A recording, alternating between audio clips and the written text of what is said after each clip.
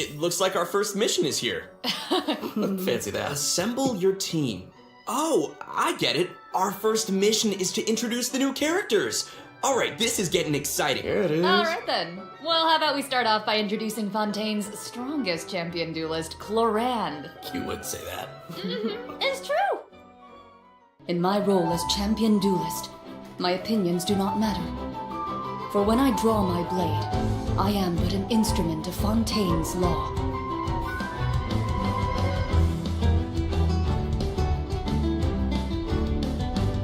Ready.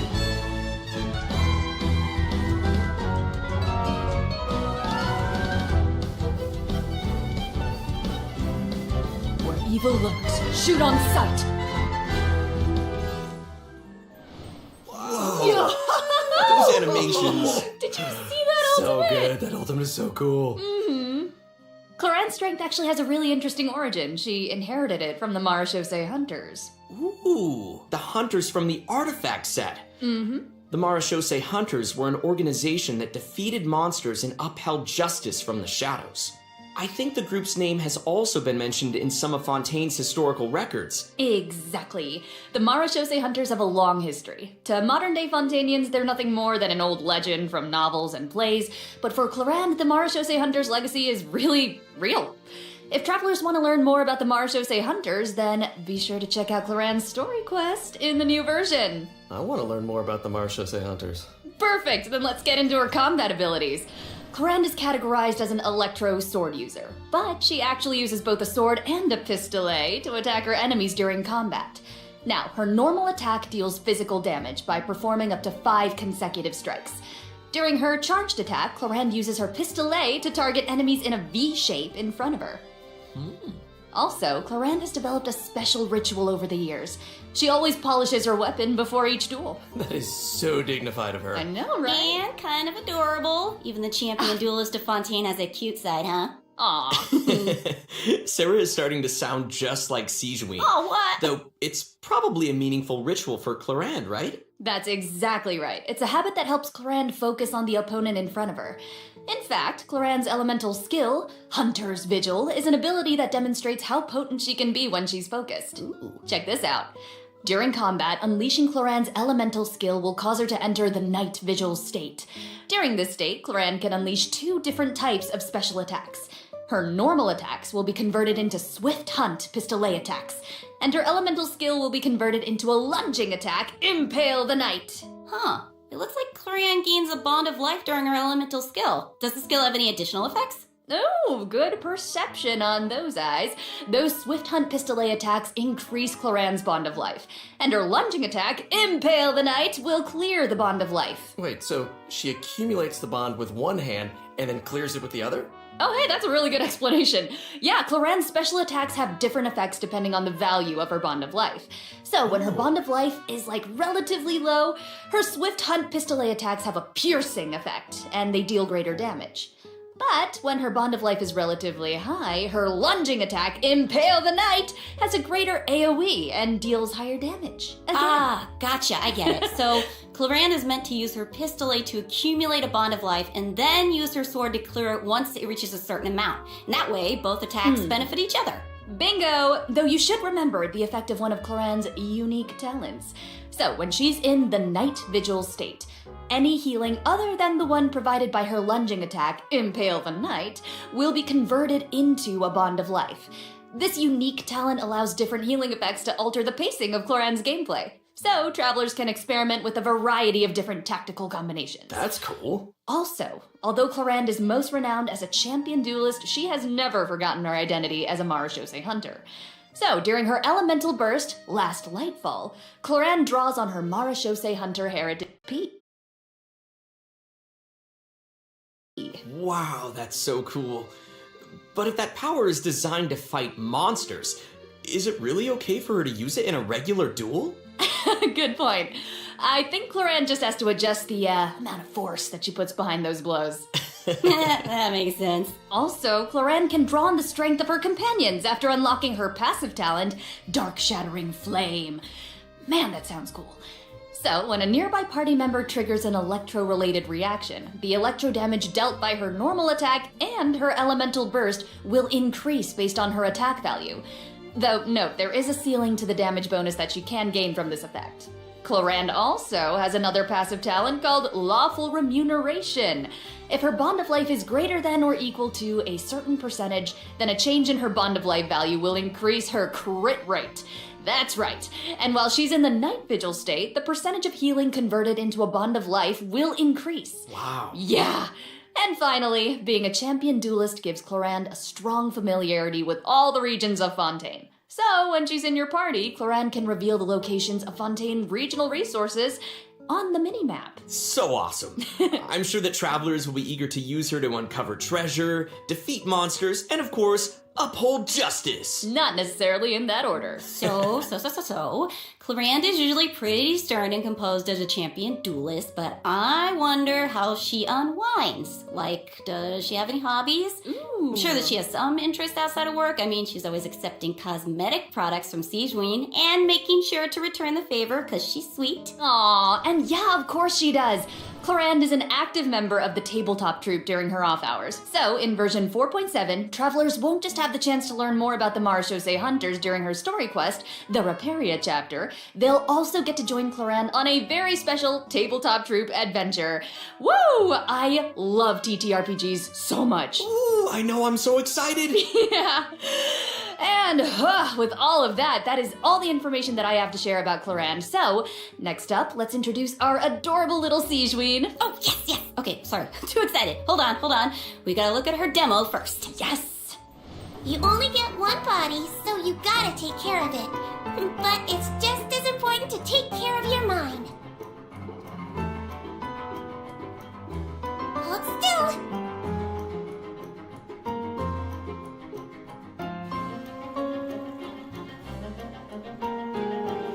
She might feel a little prick.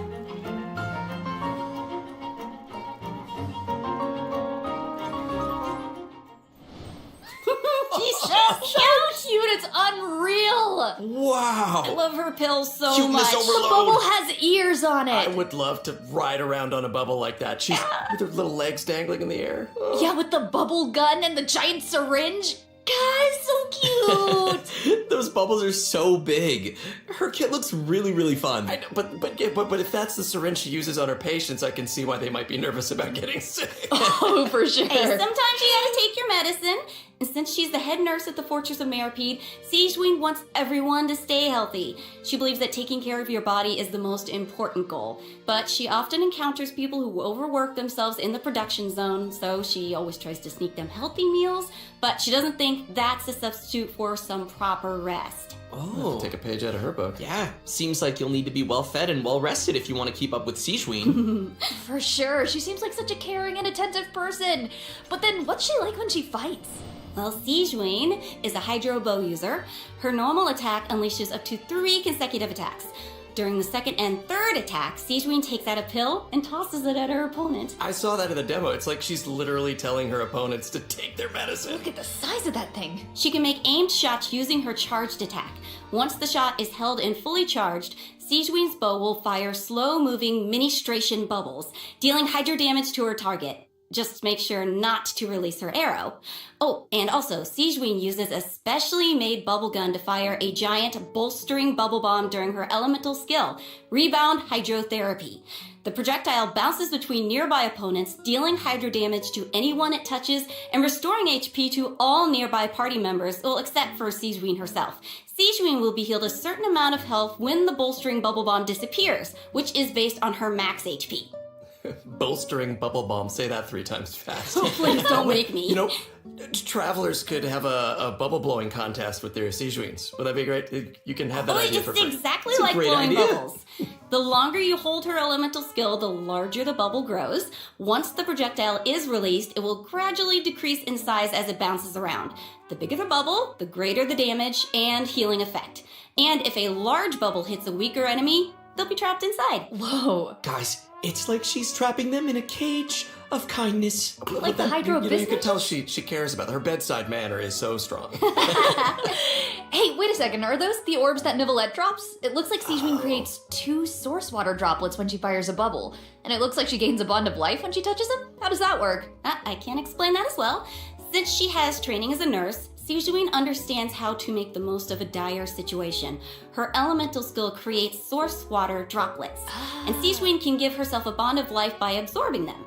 When that bond of life is cleared, Sigewinne can regain some elemental energy based on the value of the bond of life. Neat. So Sigewinne's healing can nullify her bond of life, and she can restore energy for herself. Nice. That's right.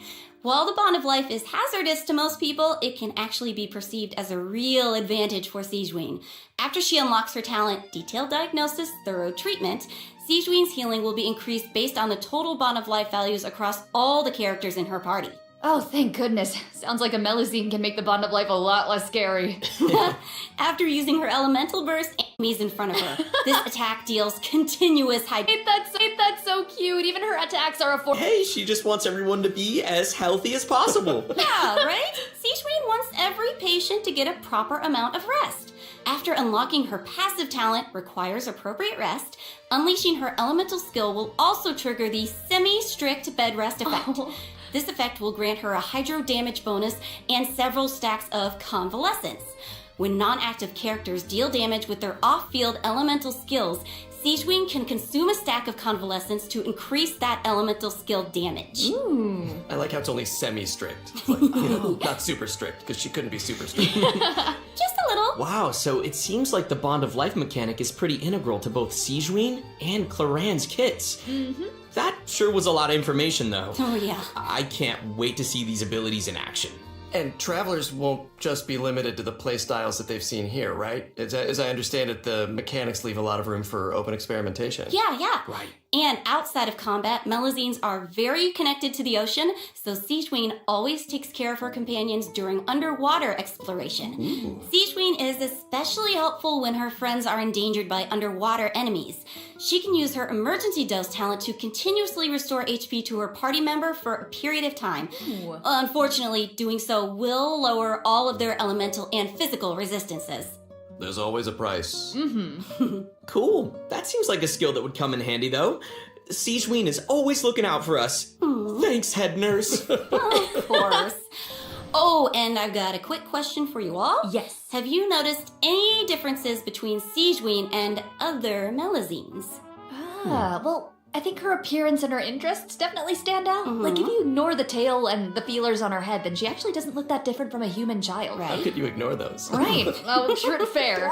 But also, she's interested in beauty, and she knows a lot about skincare, and she actually even contributes to the most famous beauty magazine in Fontaine. Did not know that. Oh, and her medical knowledge. Right. We haven't encountered any other Melusines who give medical treatment to humans.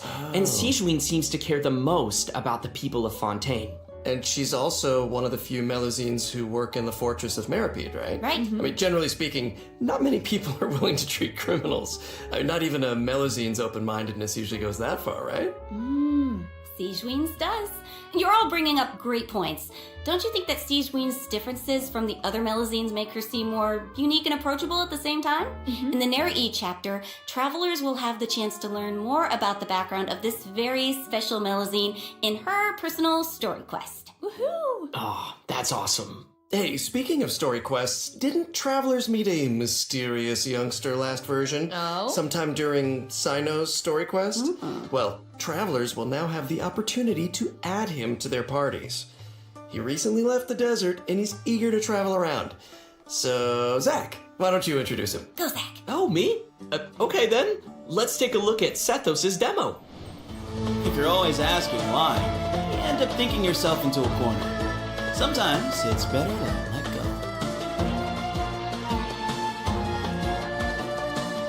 Give me some space.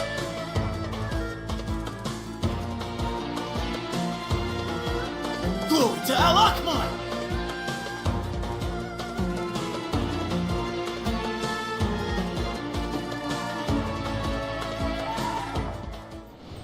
Oh, Okay. His design is so cool. He looks amazing. Yeah, the clothes and the hair, I love it. Right? Sethos didn't just get power and wisdom from his desert heritage, he's also talented in archery. Sethos has always loved hiking, and he has a great sense of direction. Whether he's exploring the desert or the rainforest, he knows the roads like the back of his hand. And he always knows where to find the best regional specialties. Yeah, you probably know where this is going, but I'll say it anyway. When Sethos is in your team, he'll reveal the location of Sumeru regional specialties on the minimap. Nice. Cool. Wait, so I'm curious. He's lived in a remote desert for his entire life, and he carries the weight of such an ancient legacy. To me, it seems like someone with that kind of upbringing would either be, like, really introverted or just super arrogant, but Sethos doesn't seem like that at all. Yeah, you're absolutely right. Sethos is a very open-minded and cheerful person. As the successor to the mysterious Temple of Silence, he had more educational opportunities than other people who live in Sumeru's desert.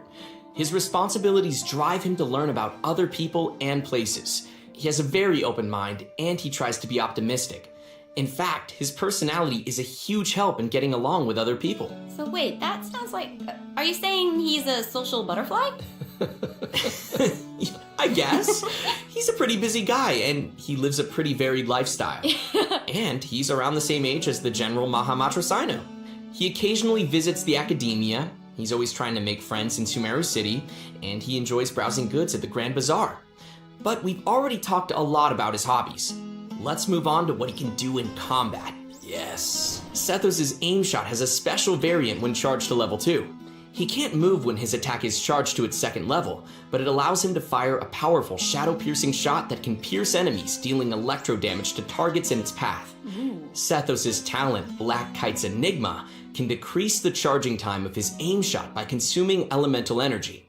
Some elemental energy will also be consumed after releasing the shot. Nice. Ooh, useful. Yeah, and also I noticed his aim shots take a really long time to charge. So I think that means players need to store up elemental energy to fire the shadow-piercing shot faster, right? Hey, wait a minute. I feel like this is the first Genshin Impact character who actually consumes elemental energy while firing aimed shots. What? Yeah, you're right on. Hey. That's why Sethos has an elemental skill that helps him restore elemental energy. Useful. It's an ancient ritual that deals AoE electro damage, and it also restores elemental energy whenever a hit on an enemy triggers an overloaded, electrocharged, superconduct, electro swirl, quicken, aggravate, or hyperbloom reaction. That's a lot. But travelers also have another option for firing powerful shots. By unleashing his elemental burst, Sethos will perform an ancient ritual that was passed down from King Deshret's era. He will enter the Twilight Meditation state, converting his normal attacks to enemy-piercing dusk bolts that deal increased damage based on his elemental mastery. Oh, that's cool. That sounds like a mini version of the shadow-piercing shot, only it doesn't take as much time to fire. Useful. Okay, also it seems like the records of King Deshret have a lot of powerful abilities, so, between you and me, does that mean Sethos has mastered other mysterious rituals and techniques? Of course! Yo. I'm sure that the Temple of Silence has a whole archive of secrets. One of his other talents will also increase the damage dealt by a shadow-piercing shot for a period of time based on his elemental mastery. Okay, alright, sounds like the Temple of Silence is a real impressive legacy. No kidding. So many ancient rituals. Sethos is definitely a talented fighter who can make full use of his martial heritage. He's similar to Clorinde in that sense. Yeah. Oh wow, we finished the first mission. Nice, I wonder what the next one's gonna be. Let's get it. Oh, it looks like we'll have to uncover hidden secrets in our next mission. Why are all you guys looking at me? Well, I mean, secrets are kind of your area of expertise. All your character does is speak in riddles. Speak plainly, sir. Yeah. Okay, that's a good point. Okay, well, I guess I'm the only one who can shed some light on the hidden secrets. Here he goes. So here we go. Archon Quest Chapter 4, Act 6, Bedtime Story will become available in version 4.7. Travelers will finally reunite with Dainsleif, who will share more information about Conria's past. Ooh. That's what you guys were waiting for, right? Yeah. And also, I, got to break out my voice acting skills for this patch, you guys. Oh my gosh, words come out of your mouth? Hell yeah. You did. Oh yeah. This time, Ether and Lumine will get to meet face to face.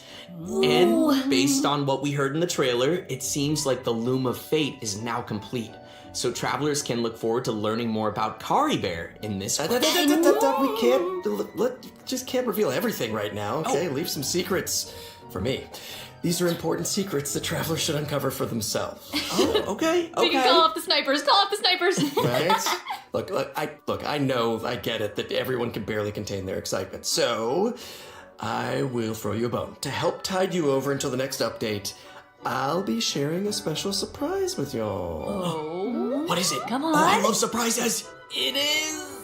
You'll know very soon, I promise. But first, we need to introduce the event wishes. Okay. So, in the first phase of version 4.7, Clorinde and Alhaitham will be featured in the event wishes. Yeah. Sethos will be the new 4-star unit that appears on this event wish banner. And in the second phase of the version, travelers can look forward to event wishes from Sigewinne and Farina. And, because there's never enough, a new 5-star sword, Absolution, and a new 5-star bow, Silver Shower Heartstrings, will also be featured on their respective weapon banners. They look so good. So cool. So good, right?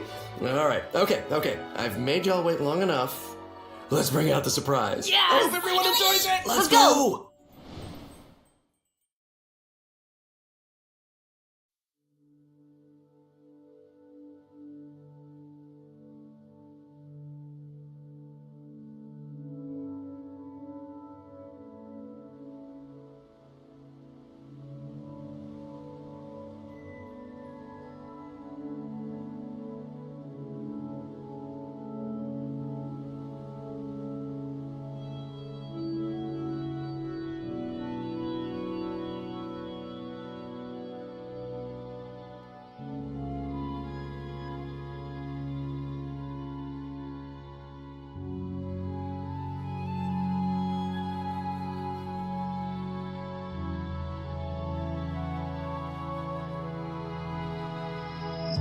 Traveling in the night you left me in.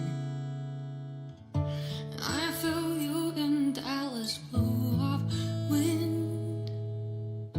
Even over I can point you out. The answer is not far off now.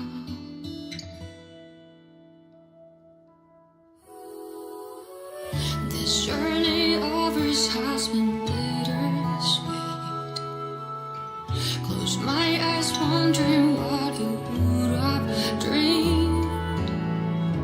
If you were here standing next to me, would you know how I feel and see what I see?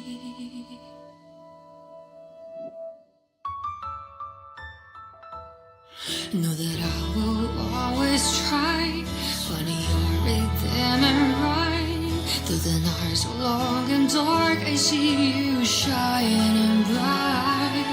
And no matter where you are, you've come with me this far, showing the way when all is falls apart.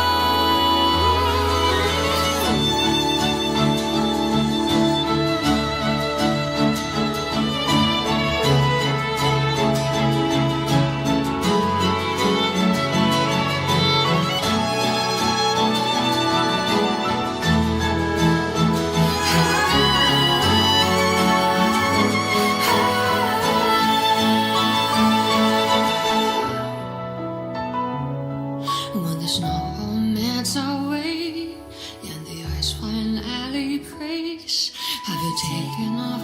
Are you already on your way? No matter where you are, I've come with you this far. I'm never really lost. Our paths we shall cross.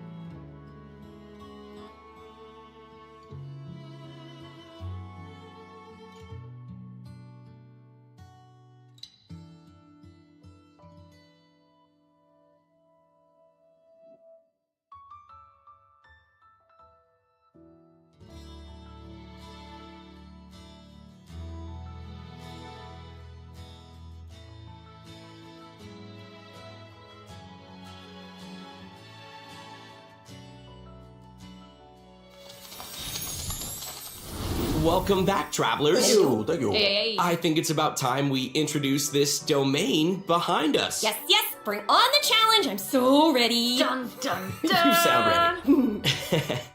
The location of this challenge seems pretty intriguing. Paimon and the Traveler discovered a secret room within the Mondstadt Library, and they've received an invitation to participate in a mysterious performance. Oh, I love secret rooms and libraries. I've always wanted one. So that's right, the all-new event, Imaginarium Theater, will become available in version 4.7 for travelers who are adventure rank 35 or higher. Nice. Wait, so this is a library? Mm-hmm. Wow. The coolest library. I know, it looks a lot different from what I imagined. It's huge. Yeah, it kind of looks more like a magic castle. Right? So cool. I would live there. Please. So, travelers will encounter a concierge in the area who calls himself Wolfie. Aww. I know, he's so cute. Wolfie. He'll reveal that this room was created by a mage, and that he's waiting for a guest to take the stage. He is also a poet.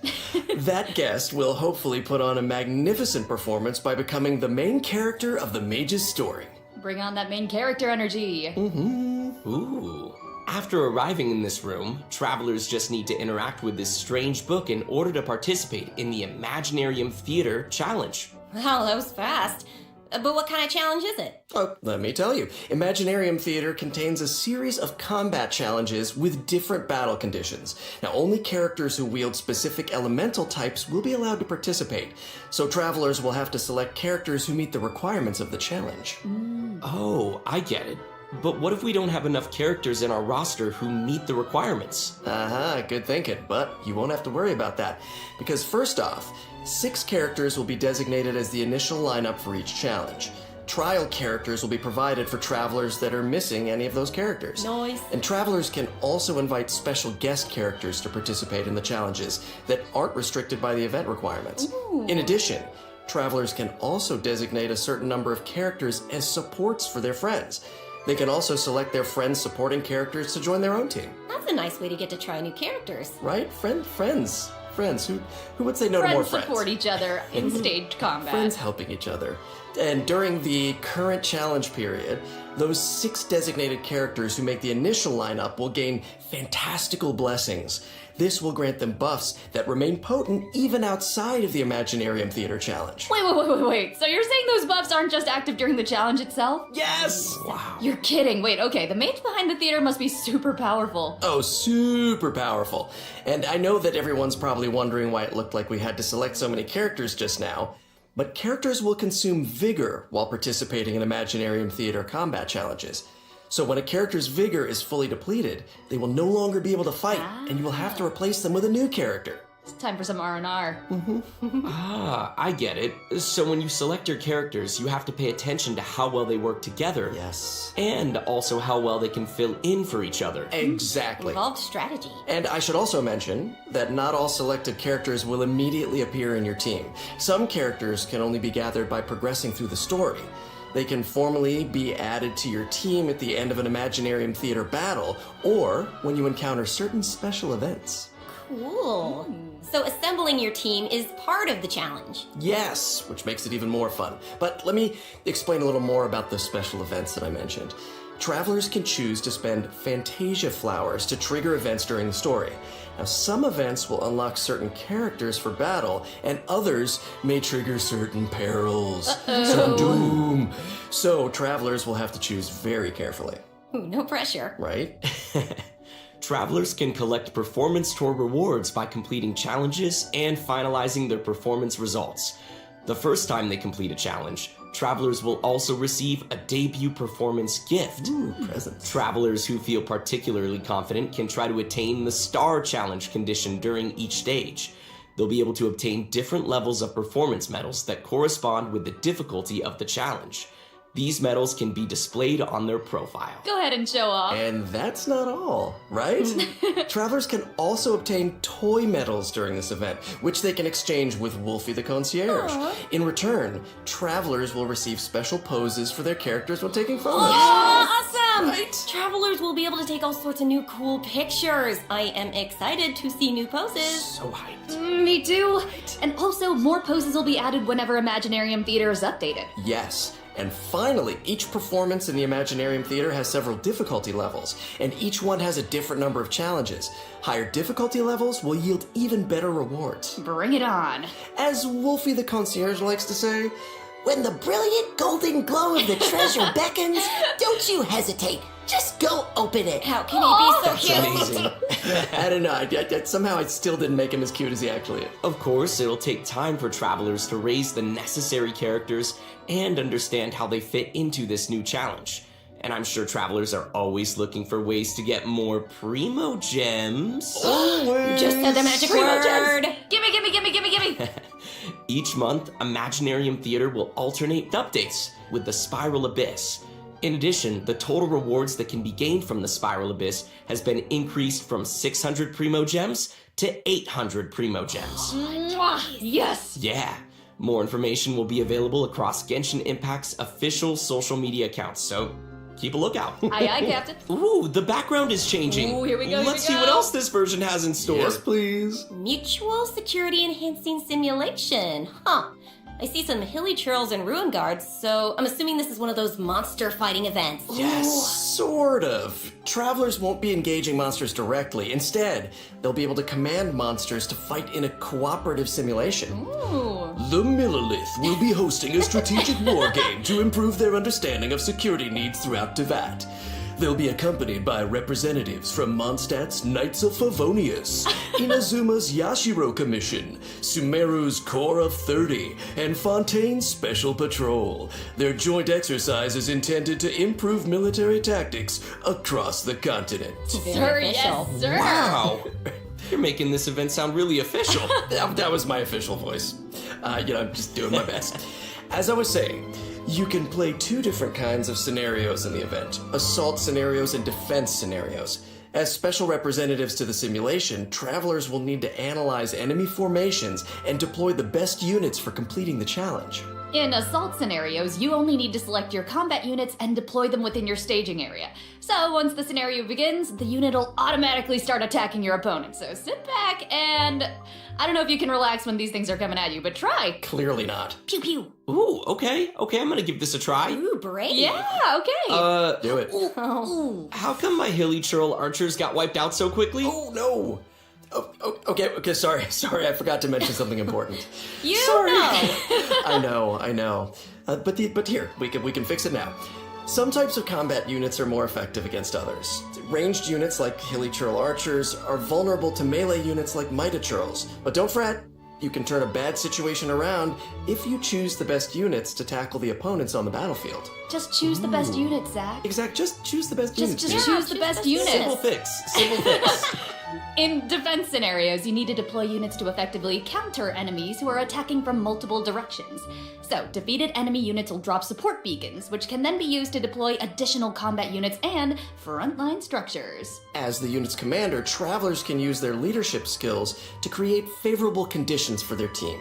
And if they're successful, then travelers can obtain various rewards from the Mutual Security Enhancing Simulation event. rewards. These rewards include Primo Gems, Yes! a Crown of Insight, and a 4-star bow, Cloud Forged. Oh, gimme! Forged. Okay, and next up, we're introducing another combat-related event, Endless Forms Most Martial. Ooh, okay. I'm guessing that this one is gonna test some different skills. Yeah, you betcha. In the previous event, travelers only got to simulate combat, but the environment on a real battlefield is way more unpredictable. And that's why it's important to come up with combat tactics on the fly and take advantage of battlefield conditions. So, in Endless Forms Most Martial, travelers will have to defeat enemies according to the special rules of each stage. For example, some challenges may require travelers to defeat enemies affected by the electro-charged condition, and that is the only way to accumulate progress towards the challenge goal. Now, once they satisfy the requirements, they'll be able to earn rewards. I'm appreciating all these rewards. Yes, I love rewards. So this is one of those challenges that requires you to strategize. Indeedy. Oh, okay. let's move on to our next event. I'm gonna try this announcer voice. Yeah. I've gotten a report about a loud boom that just went off in a rather unremarkable part of Fontaine. Uh-oh. Ooh, I like that news. It must have come from that crocodile-shaped cannon. That thing looks pretty scary. Never fear, viewers. I wouldn't worry about it, actually. Phew. This cannon was modified by a Fontainian engineer. It's now just a toy cannon that you can use to fire hydro bullets. So why not have some fun with it? Oh. Okay, Oh, yeah. well, why not indeed, if that's the case. Travelers will need to allocate energy to the cannon and choose the correct firing mode to destroy as many target balls as possible within the time limit. They'll even be rewarded for their trouble. Was there ever a doubt? In order to keep the event interesting, special types of target balls will appear during the challenge. They will produce different effects when they are destroyed. So, be sure to check it out for yourselves in the new update. You guys, that's my kind of old school arcade games, because I'm an old school. I'm just old.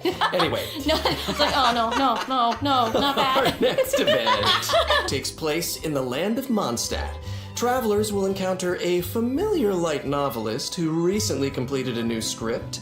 Travelers who follow her script will be able to embark on a wondrous journey of literature and imagination. And the script will lead travelers to mysterious locales where they will have the opportunity to earn rewards. That is, if they can evade bullet curtain assaults from, various mechanisms and collect enough labyrinth coins. No big deal, you can do it. Easy peasy. Wicked warlocks will also be scattered across the field. Ooh, alliteration. I like it.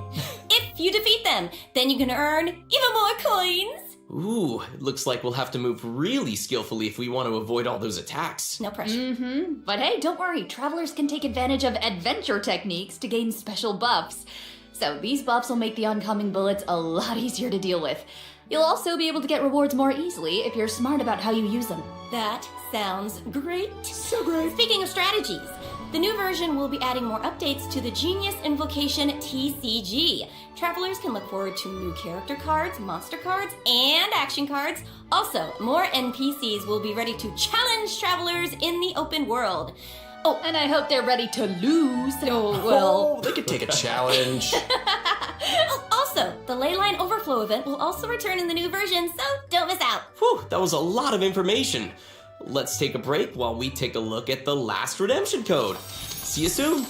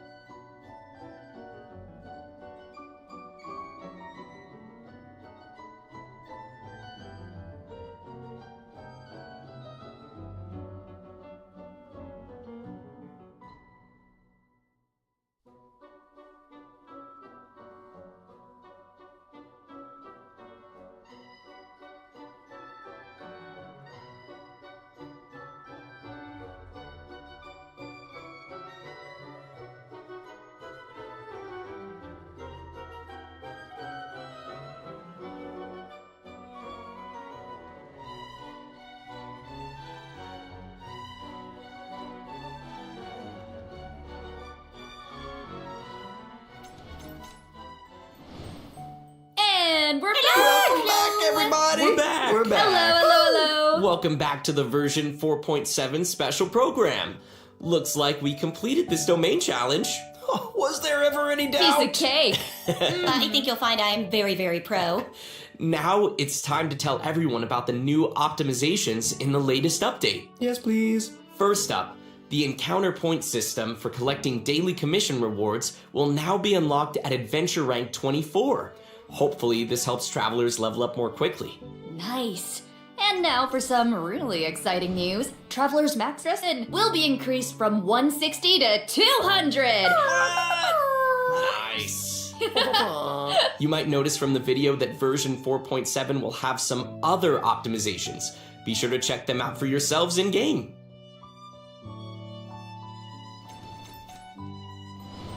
Alright, that looks like all the information we have to share today.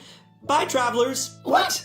Just kidding. Wait. No, I'm you just can't. kidding. I'm just kidding. Of Okay. course, I wouldn't sign off without giving you guys the chance to talk about your time here on the special program. How was it? I have things to say. No, I'm so thrilled to join this amazing voice cast, and I'm excited for everyone to get to see Sigewinne in action and add her to your parties, I hope, and Yes. just see how cute she is with her little pills and her adorable little syringe. Take it.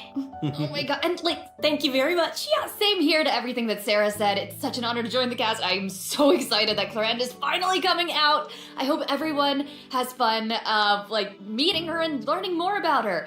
And also, I'm really excited for these combat events. I don't know about you guys, but I've been playing this game, and my favorite thing's beating things up in this world. Yeah. No, me too. Love fighting these monsters.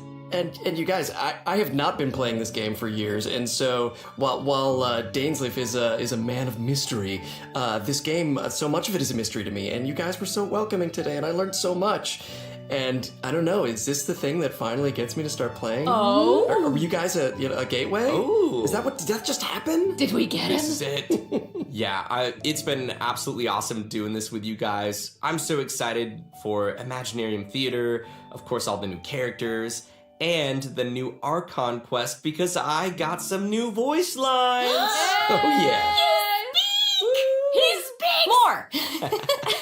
Awesome. Well, thanks for coming, guys, and see y'all in game. See y'all in game. Bye, everybody. Bye.